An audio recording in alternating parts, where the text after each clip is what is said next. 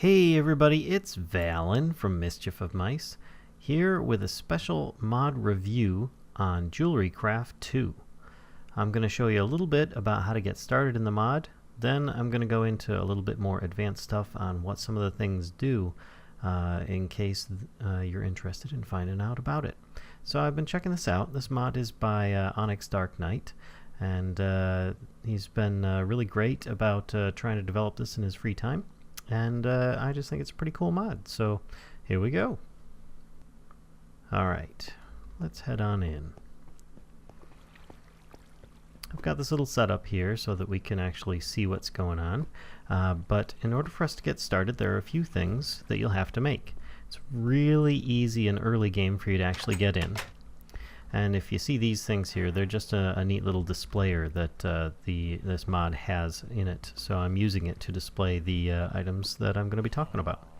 The smelter, which is this little floating item here, is made with just a few cobblestone and a couple buckets, one of which with some lava in it. The molder is another item you'll need to make so that you can pour your molten metals into, and that's just going to be 5 cobblestone. And if you are interested also in putting gems in your jewelry, you'll need a jeweler's crafting table, which is just 4 smooth stone with 4 pieces of wood. Pretty simple stuff. So let's get into that. Now once you put down your smelter, it'll look just like this. And this one that I have actually has, here let me break that one, put a fresh one down here. You put it down, it'll be empty in the top bucket and it'll have that lava in the bottom. You'll put your mold out in front of it. You don't want to put it next to it because it's supposed to only pour in one direction. So you take some kind of items that you would like to make your jewelry from, ideally like iron or gold, and in this case, oops, I forgot I'm in creative mode. Anyway, you just take some of this and you can put it in. You can even put in the ores and get your stuff melted that way, or if you've already smelted it you can just put in the ingots straight away. And then once that's done melting those up, you should start seeing a little bit of molten metal in the bottom, or actually this one might be because it's melting all of the ingots at once. But once it's done, I'm actually going to switch into regular game mode here so that I don't end up accidentally breaking this. You then will actually need a mold to pour it into, because if you try, it tells you oh actually I forgot, it does tell you how far it is in the process, but in order for you to actually make jewelry you'll need something in the molder, and that's going to be one of these clay molds that you can make with these recipes. Like if you just need to make an ingot, like you're using this to smelt your stuff, then it's just a couple of clay. Now keep in mind, this is an infinite source, so you don't even need coal, but you will have to manually take care of this. So if you need to make an ingot mold, recipe is as such. Then you've got your rings, which you've got 4 pieces of clay, your bracelet, which is 8 pieces of clay, your necklace, which is 5, and last but not least your earrings, which is just a couple far apart from each other. Once you've made those, you'll want to put them in a furnace, cook them up, and they'll turn into these regular molds. So let's start with a ring mold. And I'm just going to right click here, and it puts it down. Then you left click on the smelter, and it will start pouring. And you notice it actually dropped a little bit to create a ring. Then you left click and you get the item out of there. And I now have a gold ring. Now if you want to add a gem to it, let me take some of these onyxium green crystals. You right click on there with both items, and over time it will combine the two to give you a piece of jewelry. And there you go, you just left click and it gives you the gold ring with the metal gold, and it says gem onyxium green crystal. And actually in order to equip it, you've got your own menu, which is this icon here with the little necklace on it. So you click there and you've got this massive menu of all the different gems and pieces of jewelry you can wear. So you can actually have quite a bit. I believe there's like 20 pieces of jewelry you can wear at once. As you can see, I look pretty crazy here, like Mr. T or something. But it doesn't have to be gold. You could do iron or something else, but I just chose that for the sake of simplicity. And the different gems you choose will give you different looks. So, for instance, you've got all these different crystals that appear naturally in the world. Plus, you can choose some other ones like redstone, lapis, obsidian, diamond, emerald, ender pearls, and nether stars. And you can put all those on these items. And they won't change how it affects the jewelry itself. It's just an aesthetic thing. So if you really want to put another star in there, you can, like I did with this one here. It's not going to enhance or reduce its effects. It's just for aesthetics. So you'll also notice that there, and if you do die, these actually will stay on your person. So there is that advantage. You don't need to worry about them being lost or anything from your death. But you'll also notice that there's another tab here with this like bloody looking mask. This is curses, and we'll get into that in a moment. But before we do, if you need to take the mold out, you just, with an empty hand, let me get rid of these here, you just shift right click and it comes out, put it back away, and you're done. And if you, like I was saying, want to just make ingots out of it, you can. And it'll tell you what's in there. If you break this while there's stuff in it, you will lose the contents of it. So it's best not to do that. And that's pretty much it. It's really easy stuff to work with. These are storage displayers. Let me spawn one of those back in for the gold I have in my inventory here. And I'll put that back down. Which these will hold quite a lot of stuff. There we go. Get rid of all of them. They're similar to just another better barrel type thing, but they can store infinite, or practically infinite amount, but they are rather expensive to make. So anyway, moving on, we have to make the jewelry more than just aesthetic, because right now all this does is just appear on your character. As you can see, I've got like the earrings going on, I've got the necklace, the bracelets, the rings. It's a bit crazy, but none of this is having any effect on me. In order to make an effect, you will actually need to progress further in the mod by, well, doing some really evil looking things. And that is, let's see here, infusing the items. So to create an infusion ritual, you will need a few more items, namely a lot of these hand pedestals here, which are made with just some walls and stone bricks and stone brick slabs. Plus, you'll need at least one cursed eye. You will need some black stained clay. Can't be any other color. It has to be black stained. Plus stone bricks and an eye of ender. And then you'll get one of these cursed eyes. And with your Jewelrycraft 2 guidebook, which is really handy, there are several layers to making it. Now this is the ground floor layer. You'll need all these hand pedestals around a central one with a bunch of stone bricks around there. If you notice, it's been set up so you can actually understand what all these are. Then the next layer up from that, will be shadow blocks, which is some shadow material. I will show you that in a moment. Plus some stairs, the cursed eye, and then just a layer on the top. And I actually have this set up on top of this structure that we're in right now. Oops, I took a wrong turn. My bad. So there are a few world spawns that come with this mod. Allow me to demonstrate that before we actually get up to that altar. And it'll be easier if I do this in creative mode. I actually spawned a bunch in. I had one already over here, but I figured I would just spawn in a few more. So these are random spawns that Minecraft will spawn in. This one actually has the Jewelrycraft guide in the hand altar here, or hand pedestal, plus some of the crystals that spawn naturally in caves and so on. You'll also find, this one's got one of those blocks of the ore, plus you might find one, it's already got a jewelry station plus an item in there. It's got one of these cursed eyes on it, which, by the way, you might want to not right click those unless you're absolutely ready to, because you'll end up getting a little bit of curse going on. Another one spawned in here. There are like little just aesthetic ones here. The water was actually still when it spawned in, but with the block update it started moving.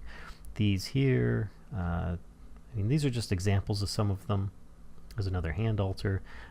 These are 3 different ones that I put right next to each other, and that was these are just molten bits in there. Let me turn off magnet mode. And this one here actually has some spawners in it. You can see random spawners will appear in some of these stone brick structures and so on. I mean, it's pretty cool stuff. It adds a little variety to the world so that you're not just exploring grass and caves, but you'll actually have a few little structures here and there. But let's head on up to the top here. And also, actually I should show you, this is very important, at the beginning here.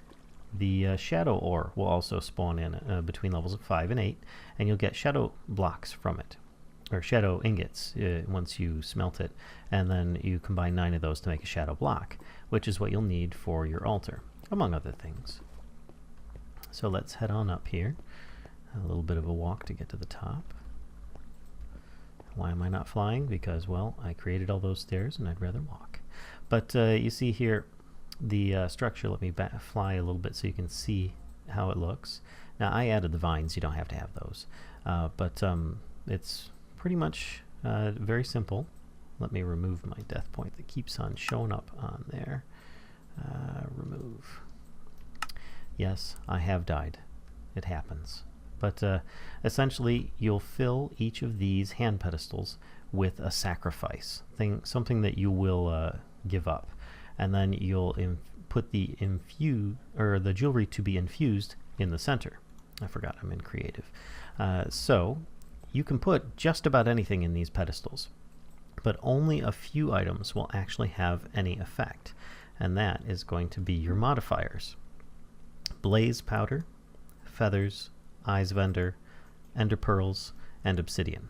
Now currently the mod is set up so that each individual piece of jewelry will have to have a different one on it for you to actually have multiple modifiers affecting you. So for example, if I were to put an ender pearl and obsidian, a bunch of ender pearls on one side, a bunch of obsidian on the other, and then start this ritual, it will end up creating a piece of jewelry with both of those on it, but only one of those effects will work. It's a work in progress on this mod currently, and there are plenty of updates still possibly to come. So keep that in mind, that if you want to add more things to it, you can. But if you don't put things in all these pedestals and you start the ritual, you'll start obtaining curse points, and you really don't want curse points. At least in my opinion, you don't. But sometimes they have their benefits. But anyway, let's say that I create something here. Let's take this. The ring is in there, so let's do here. We've got ender pearls. I will spawn in some ender pearls. There we go. And we're also going to grab a few arrows, just because I can show you that. Look, there we go. Arrows can go in there too. It's just that I'm going to use just the items that I want in there for now as part of demonstration purposes. Alright, and then you start the ritual by right-clicking the eye, and it will slowly wake up. Bad things happen. Now this is actually a little bit creepy. Yeah. And the eye will follow you wherever you go, but don't leave the boundary or else you die. So you'll want to stay in here until the ritual is complete.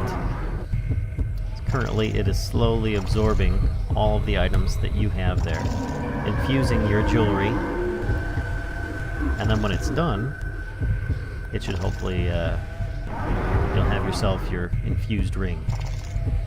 At least in this case. It does take a little bit of time, as you notice here. A few cycles for it to actually go through. Oop. There we go. And it's going back to sleep. And And now it should be safe to take this off the pedestal, but I'm going to change back into normal mode so I don't accidentally break it. There we go. Shift right click to get it back out of the pedestal. And I now have a gold ring infused with 1 arrow and 11 ender pearls.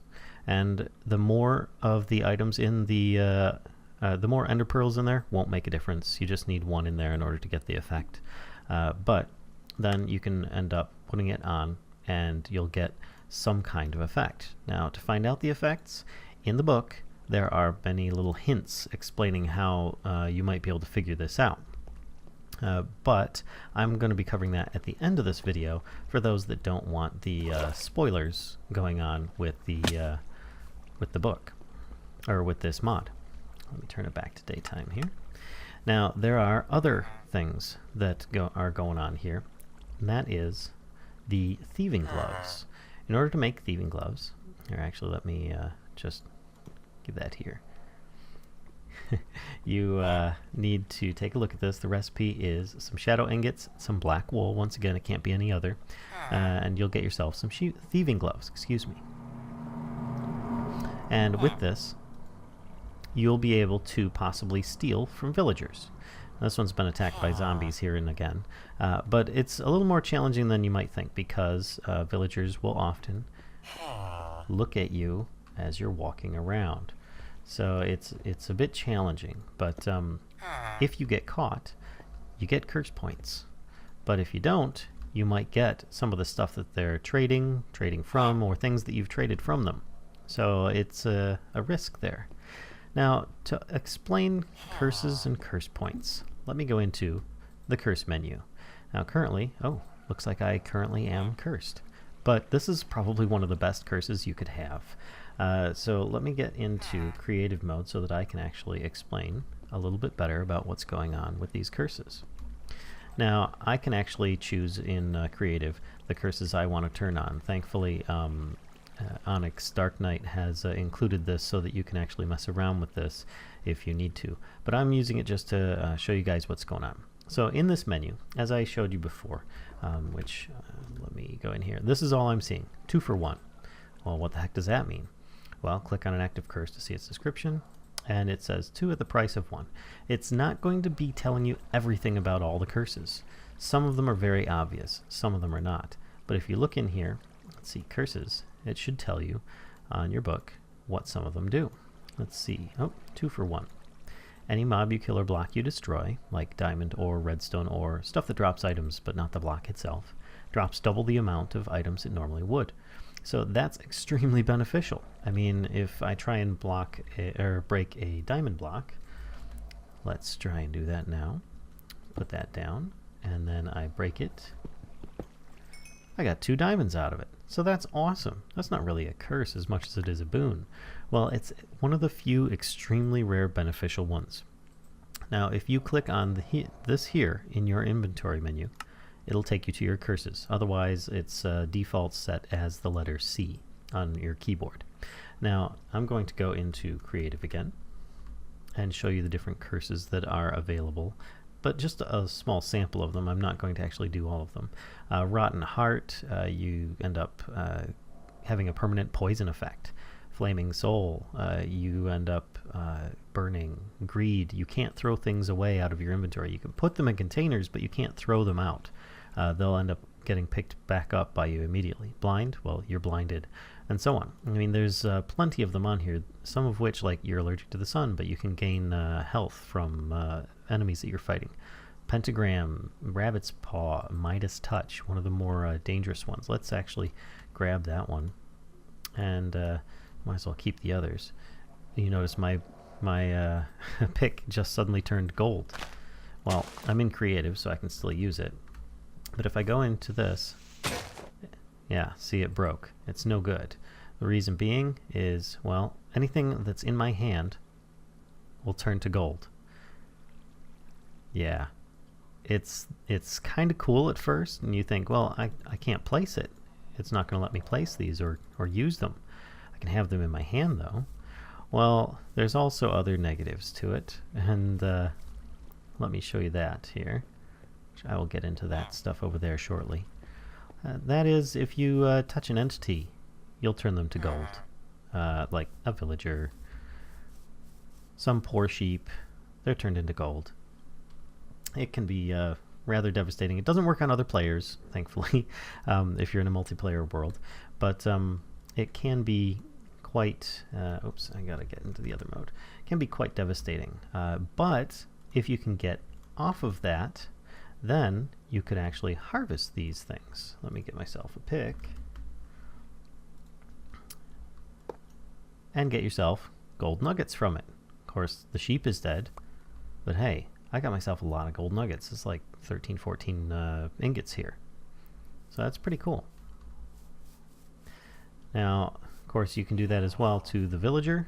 And as far as I know, there's no way to turn these guys back. They're permanently stuck this way. So you'll want to be very cautious, especially if you've got some highly enchanted tools or items that you end up picking up in your hand if you have that curse. It's a bit dangerous, but can be highly profitable if used properly. Now, curses, they last as long as you're alive, and then it'll switch to a new one. And that essentially is where you can get better things or worse things. It doesn't always mean that you're going to get something worse, but there are plenty of them that can do bad stuff to you. Just trust me on that. It's best just not to go into the curses area if you can avoid it, but if you get a curse, you will forever be cursed with something. So keep that in mind, and at least until your next death, and then it'll randomly go to another curse. Now, if it's ones that you want, then it tends to be a bit more difficult to get, the nicer ones. It's set up so that it being a curse, you're going to be cursed with something bad more often than anything that's going to be good. So now that that's been explained a bit, let me go back into the regular game mode, and I will spawn myself in some bad guys here. Zombies. Let's bring in some zombies. Let's bring in a lot of zombies. And I'm going to go to an area where they're actually not going to get hurt because it's going to be shaded. And I'm going to spawn myself a zombie. There we go. Now, if I kill him, you notice something else fell. Well, it's difficult to see here, but it's actually a heart. You notice now I now have a little half a white heart on the right side there. There are 3 different kinds of hearts. Whoops, red, white, and black. Now, they actually count as health in a way. So the white ones are probably the most valuable because those ones will increase your maximum health if you can get 2 of them. The black ones will actually just increase as a side bar of health. So I effectively have 1.5 more hearts of black. Now what happens if I start taking damage? Enemies around me will actually start being hurt that are within like a 1 or 2 block radius. So it's like I have a thorns effect going on every time that I lose one of my black hearts. So let's see if I can get another type. Alright, there we go. Red. Red hearts will replenish your health over time. But if you don't pick them up, you can actually, they just are entities in the world. So be aware you can actually kill them. And usually you don't want to. They will fade away after a very short time, like 45 seconds or something like that. So there's no need to worry that they're going to just totally spam up your world or anything. But you can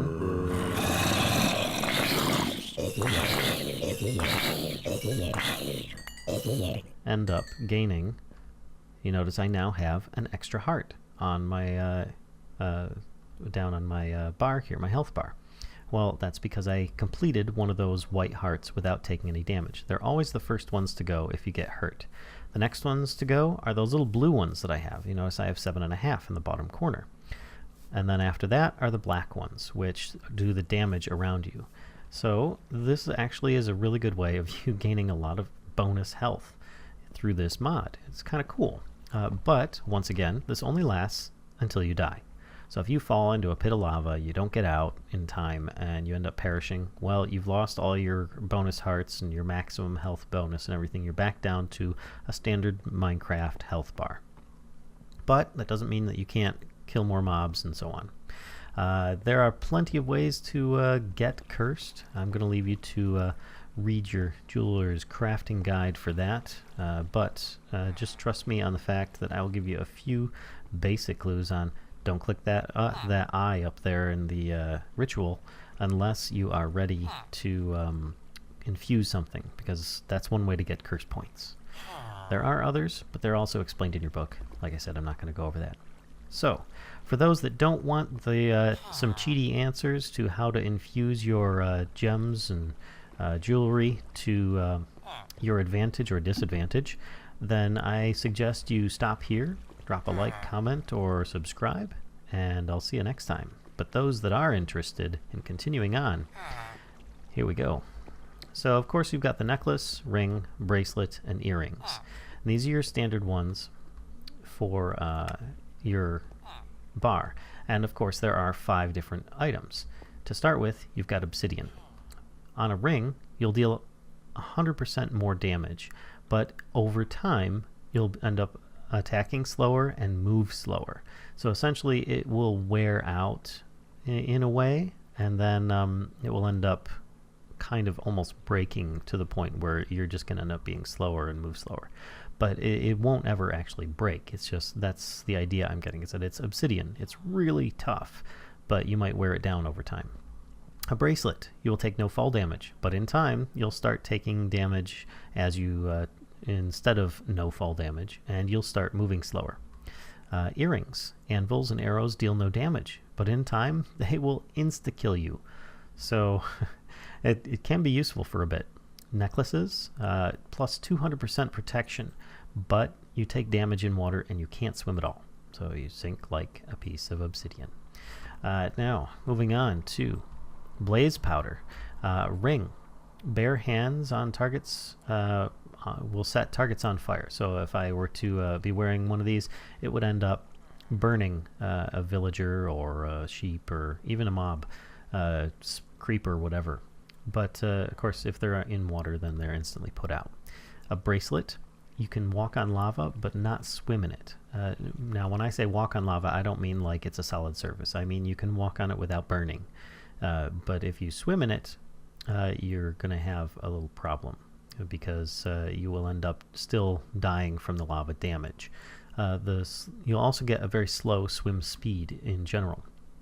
Earrings with blaze powder you might heal if you're on fire. It's a random chance, and it halves all air underwater, meaning that your air bubble meter, instead of it being full, it will be at half when you go underwater, and it will drain twice as fast. So you'll end up being dangerous underwater. But necklace with blaze powder, you can't catch on fire, but water will damage you. So it's kind of the opposite there. Then we go with the Eye of Ender. On a ring, you might find ores nearby, but that's currently a very short radius. And then your render distance is changed to 1 chunk. So I think I might have one in here to explain this one, because it's a little bit weird how it works. Oops, not the crafting bench. Let's see, Eye of Ender on a ring. So,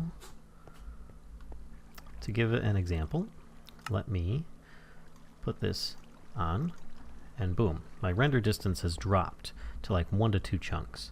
And it then gives me the benefit of being able to possibly find some ores very, very close to me. But here's the thing. Usually when you take off jewelry, it doesn't, the effect will stop immediately that you will be having. In this case it didn't, but it's just a render distance item, so you'll have to go into your options and change your video settings back to where is it, where you had it set at before, and then you'll be good to go. So just to let you know, something that's being worked on. Bracelet with an Ender Eye, faster movement in the end only, and you might get teleported to a random spot while you're there. So kind of a plus and minus. Earrings, as most of these are really. Earrings, no Enderman will aggro you, but if you look at an Enderman, you'll get nausea. So it's kind of fun, actually, in my opinion. I like that. A necklace, you'll be attracted to end portals and blinded when you're hit. This one I really like. I thought it was a great idea. Oh, there it is. I had it in the wrong chest. So I'll put this on. Let's put it on in the blue spot. And instantly you notice I'm being slowly pulled. So instead of tossing an Eye of Ender in the air, you have this thing that will slowly pull you towards it, which is cool because it actually will increase your speed while you're walking towards it, but it will slow your speed when walking away from it because you're constantly being pulled. So it's a great way of making one Ender Eye last considerably longer. And you notice that the effect actually stopped as soon as I took that off. So it's pretty cool. Alright, put this ring back on, put this ring back on, and let's continue with the discussion here. Alright, a feather on a ring.